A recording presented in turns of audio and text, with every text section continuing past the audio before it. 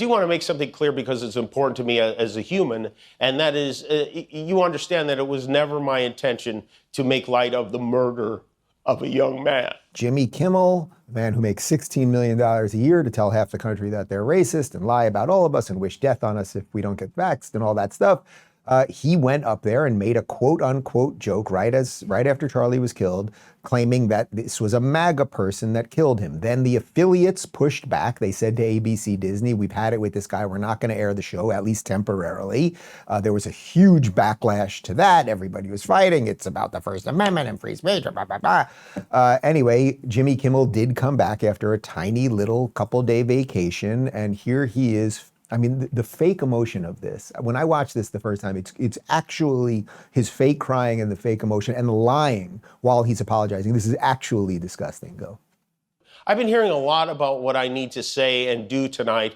And the truth is, I don't think what I have to say is going to make much of a difference. If you like me, you like me. If you don't, you don't. I have no illusions about changing anyone's mind. But I do want to make something clear because it's important to me as a human. And that is, you understand that it was never my intention to make light of the murder of a young man. I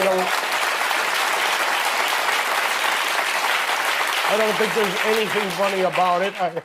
Nor was it my intention to blame any specific group for the actions of what it was obviously a deeply disturbed individual. I don't think the murderer who shot Charlie Kirk represents anyone. This was a sick person who believed violence was a solution, and it isn't. Ever. Guys, let me explain something to you. He is an actor. He is an actor. Okay, I have no doubt that he's taken acting classes, and you can fake emote. Right? I try my hardest to be as real as I can possibly be here. However, there is a camera on me, and I forget what it's called, but there's like an actual psychological condition that when you have a camera on you, you act a little bit different. I forget what it's called. Can you Google it? There's somebody did a study on this in the 70s.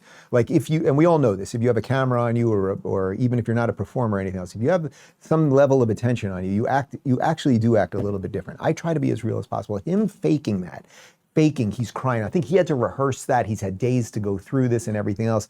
But what he says there is, it was never my intention to make light of the murder of this guy. Well, you did a whole bunch of jokes about it.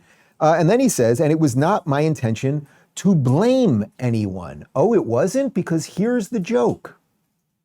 We hit some new lows over the weekend with the MAGA gang desperately trying to characterize this kid who murdered Charlie Kirk as anything other than one of them and doing everything they can to score political points. Oh.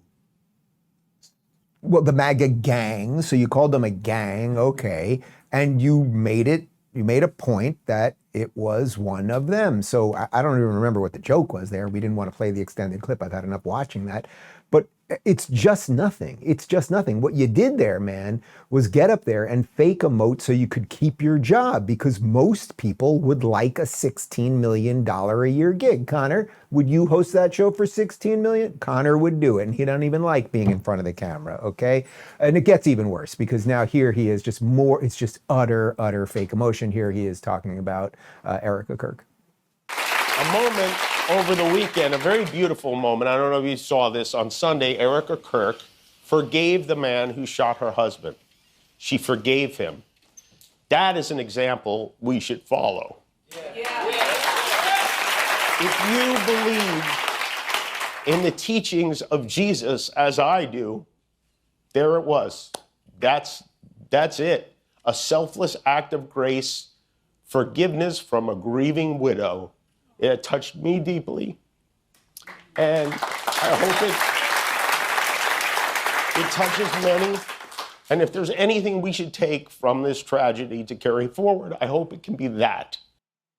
You know, as a talk show host, one of the things you don't want to do is tell people not to watch your show. But I'm going to say this. If you watched that and thought he was being real, you don't have to watch this show anymore. Like, we're so in different planes of existence.